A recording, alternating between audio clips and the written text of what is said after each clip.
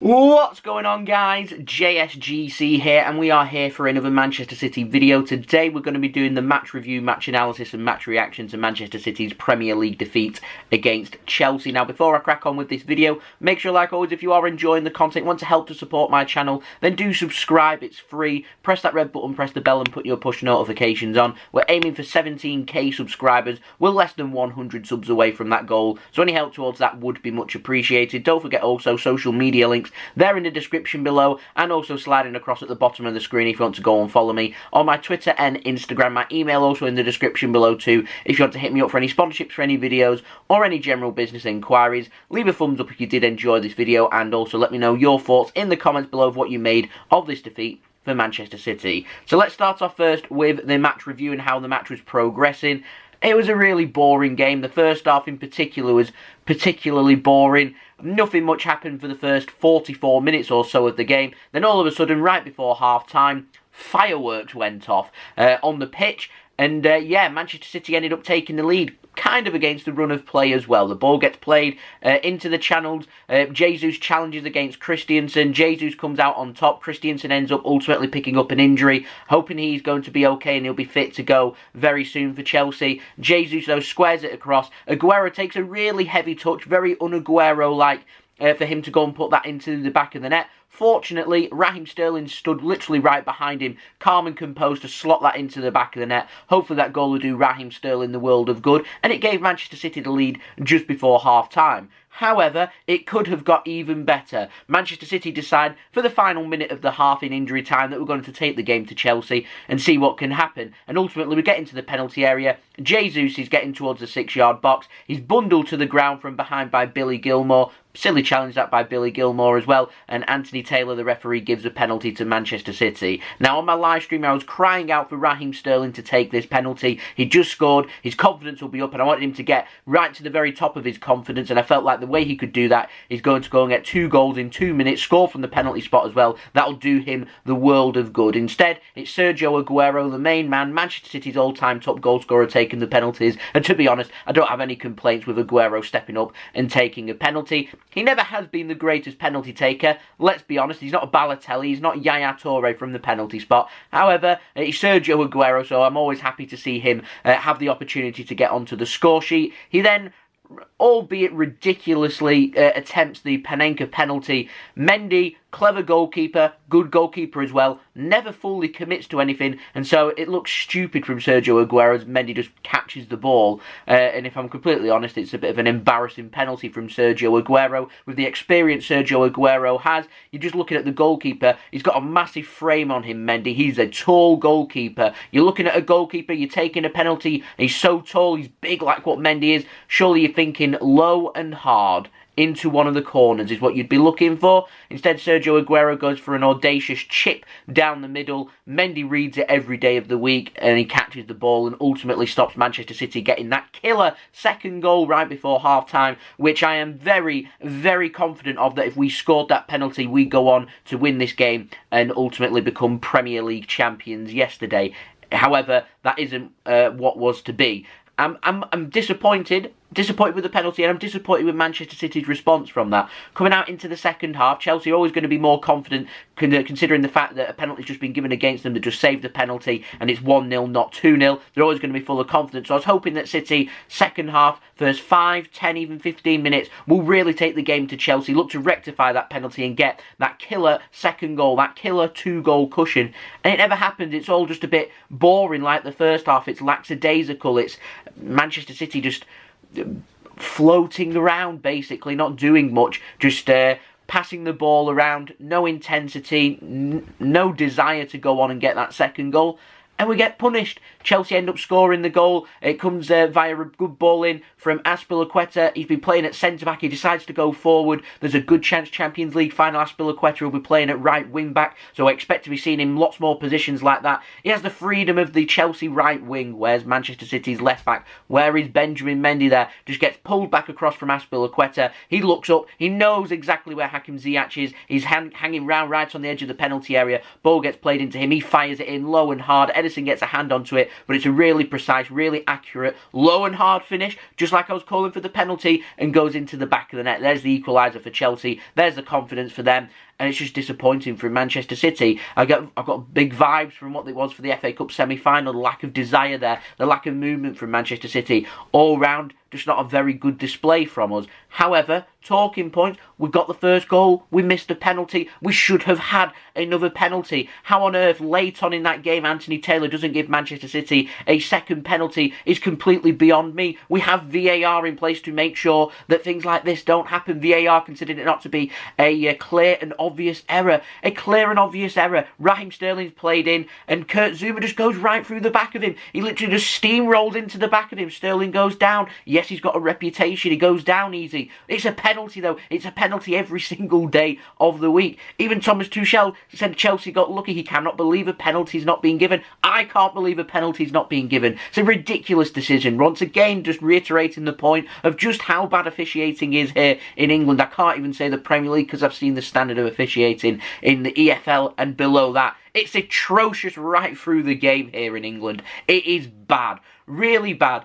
I do not know how a penalty hasn't been given there. It's ridiculous. It just goes right through the back of him. Albeit there's not too much contact from his arm there. He's right into the back of him though with his knee. There's more than enough contact. He's literally just putting him under pressure. Not near the ball, and Raheem Sterling goes down. It's a penalty. It's clumsy from Kurt Zouma. Why Kurt Zouma's allowed Raheem Sterling to get goal side of him in the first place is completely beyond me. Should have been a penalty. I'm not saying Man City had scored the penalty because we're pretty atrocious at penalties, but it was a penalty and gives us something to moan about. And then, 92nd minute, Timo Werner, who I will add, antics in this game completely ridiculous, chucking himself to the ground. Neymar would be proud of Timo Werner's performance. He puts a good ball across. There's Marcus Alonso. Why their left wing back is allowed the freedom of our penalty area central to goal to scuff the shot over Ederson and into the back of the net's completely beyond me. Pretty poor bit of defending from Manchester City, and ultimately helps Chelsea to 3 points, and more than likely going to be Champions League football for them next season, qualifying through their league position. Yeah, Chelsea much better in the second half, so kudos to them. They've always been a quality team, full of quality players. They've got a good manager, they're well organised, and yeah, it's going to be a very difficult Champions League final in 3 weeks or so time for us. Mark my words, they didn't have Mason Mount playing, they didn't have Ben Chilwell playing, they didn't have Thiago Silva playing in this game either, or Kai Havertz. There's lots of first team players here that were missing for Chelsea, who was going to add a different dimension to their game, and Manchester City made 9 changes. We didn't have our first team out for this game, so nothing really from both sides has been given away. Chelsea, though, they'll take a bit of confidence, beat us in the FA Cup semi-final, just beating us on our own patch in the Premier League as well. They'll take a lot of confidence away from that into the Champions League final. Hopefully, though, you're going up against a completely different team. 8 changes for the FA Cup semi-final, 9 changes for this game at the Etihad Stadium. Chelsea haven't gone up against Manchester City's first team squad yet, and hopefully we'll be able to play a lot better and a lot more organised and a lot more oomph to our game, so to speak, when we play Chelsea in the Champions League final, hopefully. I do say hopefully there. So hopefully it'll be a different ball game and it'll be in for a little bit more of an interesting game. Yes, there were goals in this game, but it wasn't the best of games, if I'm completely honest, from either side, but it was enough for Chelsea to scrap and scrape and grind their way to 3 points, and that's exactly what Thomas Tuchel and Chelsea do, and it makes life very difficult. And we've got 90 minutes in a Champions League final against them, where they're going to be scrapping for every single ball. We need to be aggressive, we need to be on it, we need to be having a perfect game, a clinical game. Important moments like, if you are given a penalty, it must go into the back of the net. We all look back to that Aguero moment. We're Premier League champions if we score that penalty. I'm convinced of it, and we didn't, and we got punished for it. Lessons to be learnt. We haven't learnt them from the semi-final, and we it was just Chelsea semi-final 2.0 again once more. Yesterday's what was on display, and if lessons aren't learnt for the Champions League final, you mark my words, it will be the exact same result. So we need to be rectifying that for the Champions League final. Thankfully, there will be a first-team Manchester City side out there for the Champions League final. Now, looking towards City's squad and towards that Champions League final, a little bit of analysis here. I thought Nathan Ake had a good game. He could well be a player to go in at left-back. I thought Cancelo in this game is looking more and more fatigued and tired going forward, and I'm not sure he will be starting in the Champions League final or not. It will be Kyle Walker, the pace there to help deal with players like Timo Werner. Will he get as much space with Kyle Walker there? Well, Kyle Walker kept Mbappe quiet. Kyle Walker helped keep Erling Haaland quiet. So you're saying to me, am I scared of going up against Timo Werner and Kai Havertz? No, I'm not. Kyle Walker's a sensational player. We missed him in this game. Definitely missed him. Chelsea will find it all too easy to find the gaps there, and Kyle Walker, with his pace, helps us to eliminate them factors. Now, the most important spot for me, Chelsea were doing a lot of their attack down the right-hand side. Players like Azpilicueta, it's going to be very dangerous. I've got a feeling that either Kai Havertz or Timo Werner may just start floating towards that right-hand side, so whoever's playing at left-back needs to have a good game. I was hoping Mendy'd have a good game. I thought first half, he had a good game. Second half, not so much positional-wise.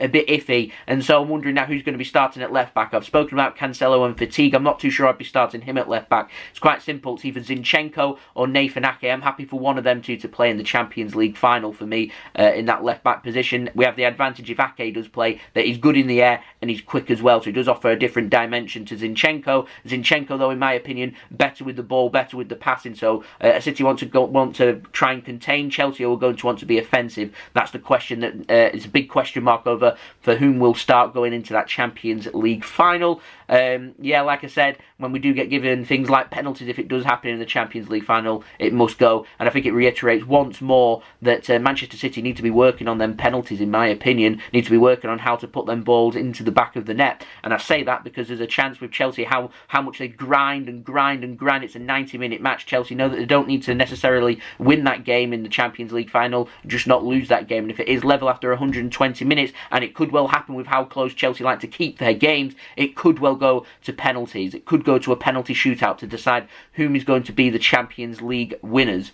We need to be working on penalties, and they need to be much better than Aguero's Panenka, if I'm completely honest. For Chelsea, much better in the second half.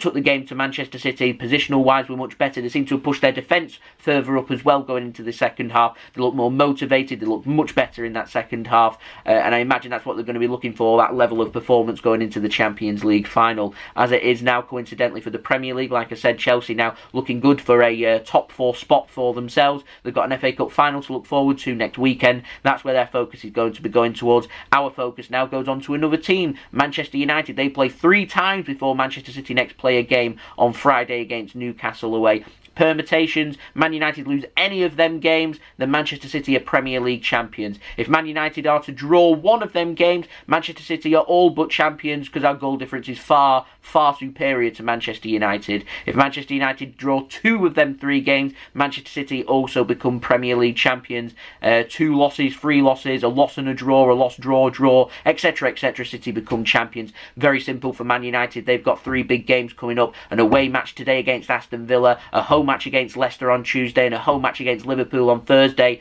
That's a lot of games to play in the space of, 5 days? 3 games. I sense United will drop points, and so there is a good chance that City could well be Premier League champions before we even next kick a ball. And it's underwhelming because I wanted City to win it, but on our own terms, on our own patch. Fans had welcomed all the players into the stadium today. Unfortunately, they couldn't be inside the stadium to cheer the players on. And it was our moment yesterday. There was our moment to go and win the Premier League for the first time, at the first time of asking. Get it all sorted so we can get our full squad rotation in. And it didn't happen. In my opinion, 9 changes is too many. Chelsea did it better. 4 changes in the game. That's what I'd have been looking for. 4 or 5 changes. Every single game, that squad rotation. Players get a rest 1 week, other players play. Week after, you start, the players that played get a rest, and rotate that way. Because we're not gone with our strongest 11 here, we've not given anything away to Chelsea, but I feel like we have chucked away the chance to win the Premier League. More than likely, within a week's time, Manchester City will be Premier League champions. But what happens now in that match against Newcastle, if Man United end up winning all 3 of their next games, then Manchester City we basically need to go out with a strong team against Newcastle to make sure that the job does get done. And that's a situation that it seems like City don't want to do. And we put ourselves in this position. It's disappointing. I'm bitterly disappointed. I was bitterly disappointed yesterday. I was annoyed more than anything yesterday that we'd blown it away. And there's one last point I'll make in this video that's really, really disappointing, is against Leeds. We conceded late on and blew the chance of a point. Albeit a draw, not a fantastic result, but it isn't a disaster. And the same again here. We could have had ourselves a couple of extra points here if we just focus on making sure we don't lose games. or you can't win every single game, and so there's a point on offer, and a point against Chelsea isn't a terrible result at all, and then extra couple of points if City weren't positionally awful in the last couple of minutes of the game, keep chasing the game and trying to make something happen. We could have had them couple of points, and couple of points would have ensured that we'd be Premier League champions right now. As it is, 3 of our last 5 games at the Etihad Stadium in the Premier League, we've lost.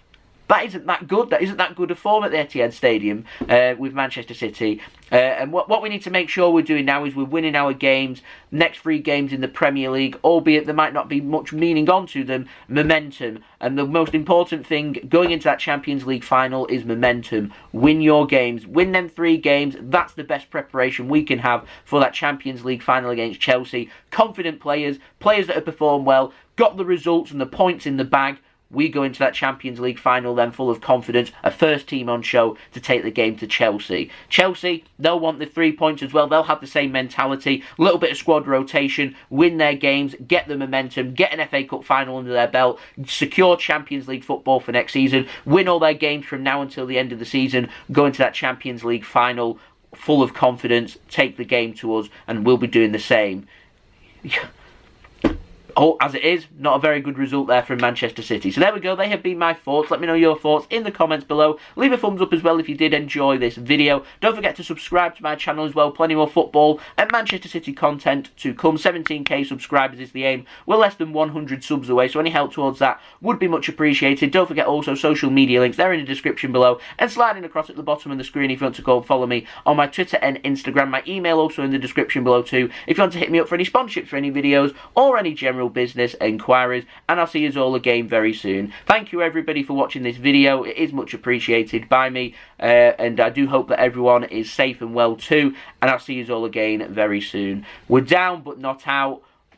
Give it a week and I'm sure we'll be Premier League champions, but as it is, a bit disappointed. We've got lots to rectify and we need to learn lessons going into that Champions League final, because if we don't, we'll have the same result as the FA Cup semi-final and the same result of what happened at the Etihad Stadium yesterday. Plenty for us to think about, plenty of us to learn our lessons from, and we must learn them if we do want to win the Champions League final. Fingers crossed we can do it. Chelsea have more experience than us in Champions League finals. We need to make sure that we are having the perfect game in that Champions League final. It needs to be much, much better than what it was yesterday.